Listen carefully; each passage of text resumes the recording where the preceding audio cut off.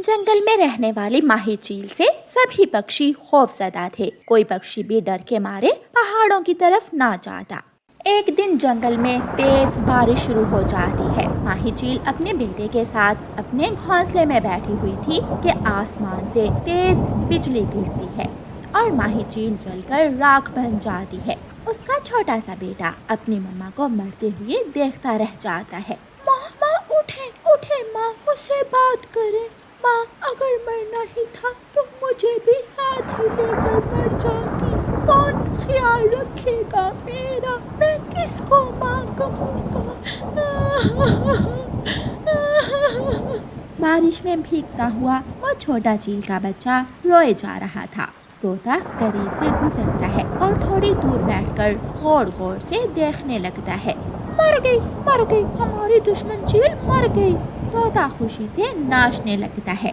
मैं जल्दी से जाकर जंगल के दूसरे पक्षियों को बताता हूँ। चीलू रो रहा था। तोता चीलू के साथ वाले पेड़ से 2 मीठे फल लेता है और जंगल भाग जाता है। वो सबसे पहले चिड़िया के घर जाता है। चिड़िया चिड़िया, जल्दी बाहर आओ, जल्दी बाहर आओ। तोते भैया, क्या बात है, आप इतने खुश क्यों हो। मर गई तो माही चील, हमारी दुश्मन मर गई। देखो देखो, मैं ये मीठे फल पहाड़ों से लाया हूँ। मर जाएगा, अब उसका छोटा सा बच्चा भी भूख से मर जाएगा। तोते भैया, उस बच्चे का क्या दोष है। चिड़िया इतना ही कहती है और तोता भाग जाता है। तोता कौवी और कौवे के पास जाता है। वो मर गई है, मैं अभी अभी देख कर आया हूँ। तोते, कौन मर गई है, क्या माही चील मर गई है। हाँ, माही चील मर गई है। उसका छोटा सा बेटा वहाँ बैठकर रो रहा था। आज नहीं तो कल वो भी भूख से मर जाएगा और जंगल में शांति हो जाएगी। अगर वो ना मरा तो हम मार देंगे उसे जीने का कोई हक नहीं है। रास्ता साफ हो गया, पहाड़ों पर जाने का रास्ता साफ हो गया। दूसरे दिन सभी पक्षी जंगल के बड़े पेड़ के नीचे इकट्ठे होते हैं। जंगल का मौसम साफ था। कल की बारिश ने हर तरफ रौनक लगा दी थी। मैंने आप सबको इसलिए जमा किया है कि अब उस छोटे चील के बच्चे का क्या करना है। उसे कोई भी पक्षी दाना या भोजन ना दे, वो 1-2 दिनों में खुद ही मर जाएगा। मेरी सलाह है, अगर मेरी बात मानो तो हम सब जाकर उसे रास्ते से हटा देते हैं। क्या क्या मतलब आपका कौवे भैया। मतलब ये कि मैं उसका गला घोंटकर उसे भी उसकी माँ के पास पहुँचा देती हूँ। नहीं, ऐसा नहीं होना चाहिए। ये जंगल के नियमों के खिलाफ है। उसे भी जीने का हक है। पता था, मुझे पहले ही पता था तुम जरूर ऐसी बातें करोगी। आज वो उड़ नहीं सकता, कल उड़ना सीख लेगा और चील का बच्चा एक बड़ी चील ही बनेगा। और हम नहीं चाहते कि कल वो अपनी माँ की तरह हमारे बच्चों को खाए। ये जरूरी नहीं है कि वो अपनी माँ की तरह ही हो। कुछ चीलें मरे हुए जीव और फल फ्रूट खाकर भी जिंदा रहती हैं। उसे भी जीने का अधिकार है। हम कौन होते हैं उसे मारने वाले। ये प्रकृति के काम है, वो जिंदा रहे या फिर मर जाए। सब अपने अपने घरों को चले जाते हैं। शाम हो गई थी। मम्मा चिड़िया अपने घर की खिड़की में परेशान बैठी हुई थी। मम्मा, क्या बात है, आज आप इतनी परेशान क्यों है। बेटी, मैं उस छोटे बच्चे की वजह से परेशान हूँ। अगर उसकी किसी ने मदद ना की तो वो मर जाएगा। उसे अभी उड़ना भी नहीं आता। मम्मा, जो किसी ने नहीं किया वो हमें करना चाहिए। हम उसे भोजन देंगे। हाँ, मैंने भी यही सोचा है। गुड़िया बेटी, आप घर का ख्याल रखना। मैं उस छोटे बच्चे को देख कर आती हूँ।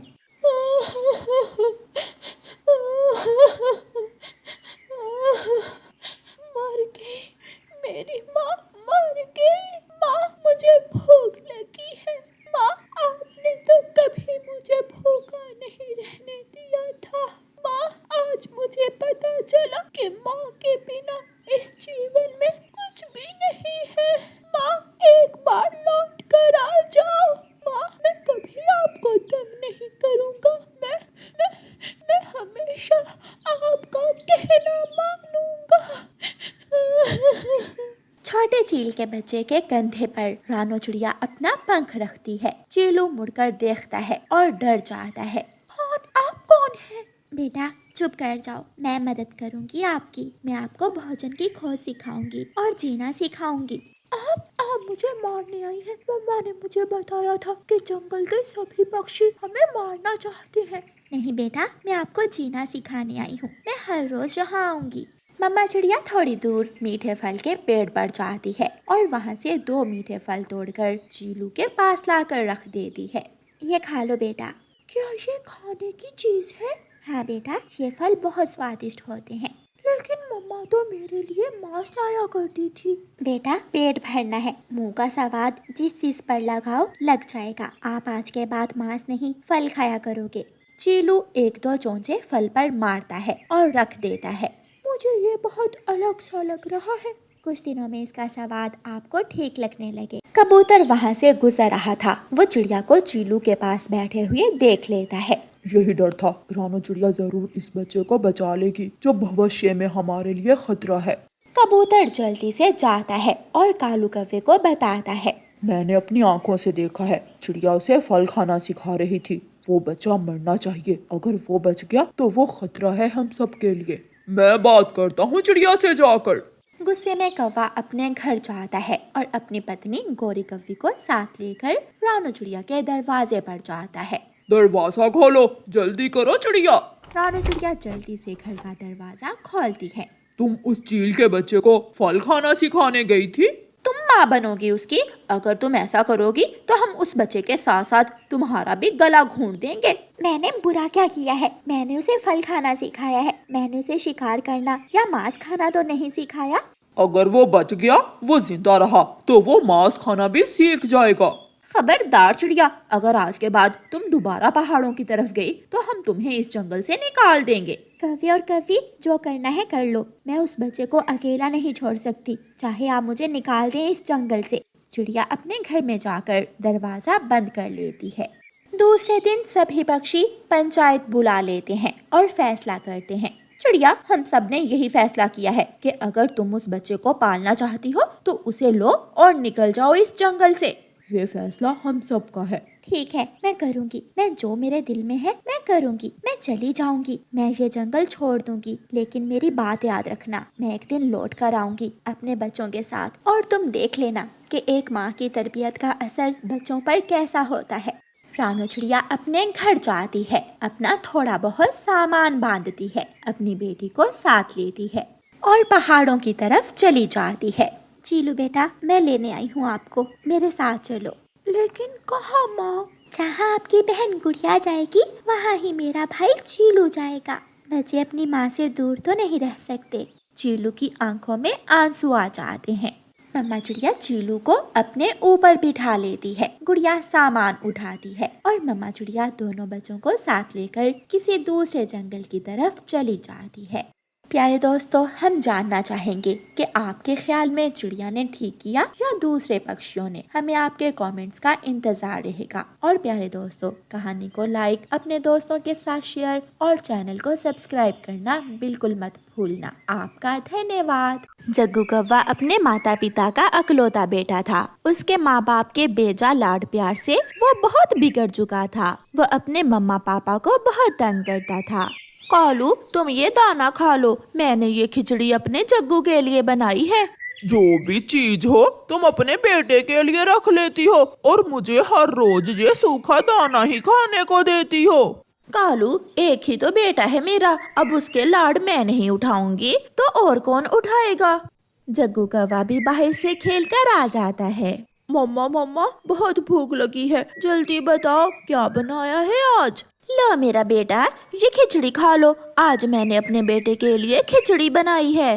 खिचड़ी तो अभी मैंने कल ही खाई थी, फिर वही खिचड़ी। मैं नहीं खाऊंगा खिचड़ी।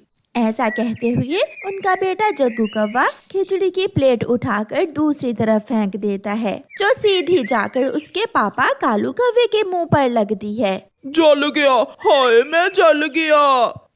जग्गू बेटा, इतना भी गुस्सा ठीक नहीं है। तुमने अपने पिता का चेहरा जला दिया है गरम गरम खिचड़ी गिराकर। मैं ऐसा ही करूँगा, अगर तुम मेरी पसंद की चीज नहीं बनाओगी तो मैं ऐसा ही करूँगा।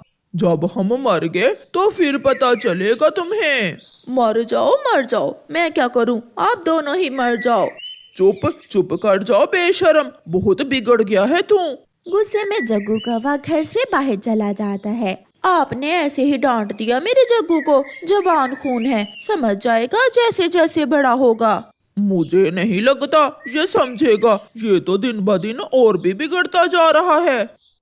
गुस्से होकर जग्गू कौवा जंगल की दूसरी ओर अपने दादों के घर चला जाता है। जग्गू बेटा, क्या हुआ? क्या आज फिर माँ से लड़कर आए हो? माँ से नहीं, मैं तेरे बेटे से लड़कर आया हूँ। उसने डांटा है मुझे आज। बेटा जग्गू, वो बाप है तुम्हारा, इज्जत से बात किया करो। मैं यहाँ तुम्हारी काहे काहे नहीं सुनने आया। अगर घर में कुछ खाने को है तो मुझे दो। लो, ये खिचड़ी खा लो। मैंने तो आज अपने लिए खिचड़ी बनाई थी। इस खिचड़ी की वजह से ही तो मम्मा पापा आज मुझसे पिटने लगे थे। और यहाँ तुमने भी खिचड़ी ही बनाई है, तो फिर ये दाना खा लो बेटा। क्यों इतने जिद्दी बन रहे हो? कालू, जग्गू अभी तक नहीं आया, जाओ देखो उसे। जाना कहाँ है? वो अपनी दादों के पास ही गया होगा। फिर कालू कौवा घर से निकलता है। वो सीधा कबूतर की दुकान पर जाता है और वहाँ से मिठाई लेता है और अपनी माँ के घर जाता है। कालू कौवा अपनी माँ के दरवाजे पर दस्तक देता है। माँ, क्या जग्गू यहाँ आया है? हाँ बेटा, वो इधर ही है, मगर बहुत गुस्से में है मेरा शेर जग्गू। क्यों डांटते हो तुम उसे? माँ, मैंने तो उसे कुछ भी नहीं कहा। फिर कालू कौवा घर के अंदर चला जाता है और जग्गू को मिठाई दिखाता है। देखो तो मैं क्या लाया हूँ अपने जग्गू के लिए। मिठाई, मिठाई लाए लाए, मुझे जल्दी से ये मिठाई दे दे। गंदी दादों ने भी खिचड़ी ही बनाई है, मैं नहीं खाऊंगा खिचड़ी। जग्गू मिठाई खाकर खुश हो जाता है। कुछ दिनों बाद जग्गू नदी पर गया। वहाँ कबूतर का बेटा किकी और चिड़िया का बेटा बॉल से खेल रहे थे। जग्गू उनका बॉल उठाकर नदी में फेंक देता है। लो, खेल लो। अगर मुझे नहीं खिलाओगे तो तुम भी नहीं खेल सकोगे। तुम बहुत बुरे हो, हमेशा हमें तंग करते हो। बहुत बुरे हो तुम। तुमने हमारा बॉल नदी में फेंक दिया है। हाँ, फेंका है। जो करना है वो कर लो, कोई मेरा कुछ नहीं बिगाड़ सकता। मैं अभी जाकर तुम्हारी मम्मा को बताता हूँ। कुकू भागा भागा जग्गू के घर जाता है। आंटी आंटी, तुम्हारे बेटे जग्गू ने हमारी बॉल नदी में फेंक दी है। गुस्सा आ गया होगा मेरे जग्गू को। वो गुस्से का बहुत बुरा है, तुम उसे छेड़ा ना करो। आंटी, हमने कब उसे छेड़ा? हमने तो कोई बात भी नहीं की थी उससे। अब घर जाओ, तुम्हारी माँ तुम्हें नई बॉल ले देगी। ऐसे गौरी कौवी अपने बेटे की गलती पर भी उसे डांटने की बजाय हौसला देती थी। इसलिए वो दिन ब दिन और भी बिगड़ता चला गया। आज तो जग्गू ने हद ही कर दी। उसने गरम गरम चाय की देगची को धक्का देकर अपनी माँ के ऊपर फेंक दी थी। अगर तुम मुझे पैसे नहीं दोगी तो मैं ऐसा ही करूँगा। हाय हाय, मैं जल गई। कोई मुझे बचाए, कोई मुझे बचाए। कालू कौवा घर के बाहर बैठा हुआ था। शोर सुनकर वो घर में आता है। जग्गू, ये तुमने क्या किया? अपनी माँ पर गरम गरम चाय गिरा दी तुमने। माँ मुझे पैसे नहीं दे रही थी, मुझे गुस्सा आ गया। कालू, जल्दी से कुछ करो, मेरी जान निकल रही है। कालू कौवा भागा भागा बुलबुल डॉक्टर की तरफ जाता है। जग्गू, जग्गू, मेरे पंख नहीं हिल रहे। माँ मुझे डराने के लिए नाटक कर रही है। क्या हुआ है? थोड़ी सी गरम गरम चाय ही तो गिरी है आपके ऊपर। गौरी कौवी एक लंबा सांस लेती है और मर जाती है, मगर जग्गू कौवा ध्यान ही नहीं देता। वो यही समझता है कि उसकी माँ नाटक कर रही है। कालू कौवा भी तेजी से उड़ता हुआ बुलबुल को बुलाने जा रहा था कि रास्ते में वो एक बेरी के पेड़ से टकरा जाता है। कांटे कालू कौवे के शरीर में घुस जाते हैं। वो बहुत जोर लगाने के बावजूद वहाँ से निकल नहीं पाता। शाम हो जाती है। जब कालू कौवा घर नहीं आता तो जग्गू कौवा थोड़ा परेशान हो जाता है। माँ, माँ उठो, अब बहुत हो गया नाटक। अच्छा सॉरी, फिर ऐसा नहीं करूँगा। मगर उसकी माँ तो मर चुकी थी, वो कहाँ उठने वाली थी। जग्गू कौवा भागा भागा पड़ोसन चिड़िया के घर जाता है। आंटी, आंटी चिड़िया जल्दी चले, मम्मा बोल नहीं रही। चिड़िया जल्दी से जग्गू के साथ जाती है। जग्गू, तुम्हारी माँ तो मर गई है, इसे क्या हुआ है? ये सुनकर जग्गू जोरों से रोने लग जाता है। माँ, माँ, मेरी माँ, तुम सच में मर गई। मैं समझा तुम नाटक कर रही हो। आंटी, आंटी, मुझे गुस्सा आ गया था और मैंने गरम गरम चाय माँ के ऊपर गिरा दी थी। इतने में तोता भागता हुआ वहाँ आता है। चिड़िया चिड़िया, कालू कौवा बेरी के पेड़ में फंसा हुआ था। जब मैंने उसे बाहर निकाला तो वो मर चुका था। एक ही दिन में जग्गू कौवे की वजह से उसके मम्मा पापा मर चुके थे। पापा तो बुलबुल आंटी को लेने गए थे। फिर क्या हुआ पापा के साथ? तुम्हारे जैसी संतान से तो अच्छा है ऊपर वाला किसी को ऐसी संतान ही ना दे। अपने ही हाथों से अपनी माँ और बाप दोनों को मार दिया तुमने। तुम कभी खुश नहीं रहोगे। इतने भी छोटे नहीं हो तुम, बुरे कौवे हो तुम। तोता और चिड़िया वहाँ से चले जाते हैं। उस रात जग्गू सो नहीं पाता। वो सारी रात जाग कर गुजारता है। वो रोए जा रहा था, मगर आज उसके लाड उठाने वाला कोई ना था और ना ही उसे कोई चुप करवाने वाला था। काश मम्मा पापा आप फिर से आ जाओ। मैं आपको कभी तंग नहीं करूँगा। मैं बहुत बुरा हूँ। न जाने मुझे इतना गुस्सा क्यों आ जाता था। आप तो मेरे लिए इतना कुछ करते थे। मम्मा पापा मुझे माफ कर दो। 2 दिन तक जग्गू कौवा घर में ही रहता है और फिर तीसरे दिन अपने घर से निकलता है, क्योंकि अब उसके घर में खाने को कुछ नहीं था। वो अपने घर के बाहर बैठ जाता है। कुकू अपनी मम्मा के साथ बातें करता हुआ दाना लेने जा रहा था। कबूतर का बेटा कीकी भी अपनी माँ के साथ नदी से पानी पी कर आ रहा था, मगर कोई भी उसके पास नहीं रुकता, क्योंकि वो इतना बुरा था कि सब उससे नफरत करते थे। कोई उससे दोस्ती नहीं करना चाहता था। फिर वो अकेला ही दाना लेने जाता है। शाम हो जाती है और उसे एक भी सूखा दाना तक नहीं मिलता। फिर वो शाम को रोता हुआ अपनी दादो के घर जाता है। दादो, मैंने बहुत बुरा किया। मैं इतना बुरा क्यों था? मेरे पास तो सब कुछ था, माँ बाप, भोजन, घर, मगर मैं फिर भी इतना बुरा था। दादो, मुझे माफ कर दो।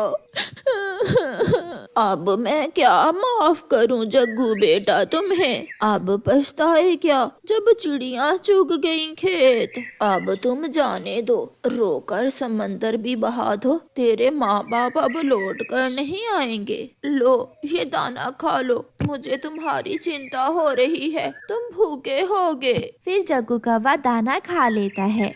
वो अकेला ही जंगल में इधर उधर जाता। शायद वो कभी भी खुद को माफ नहीं कर पाएगा। प्यारे दोस्तों, अपने मम्मा पापा से प्यार करें, क्योंकि वो आपको पालने के लिए बहुत दुख उठाते हैं। आपका धन्यवाद।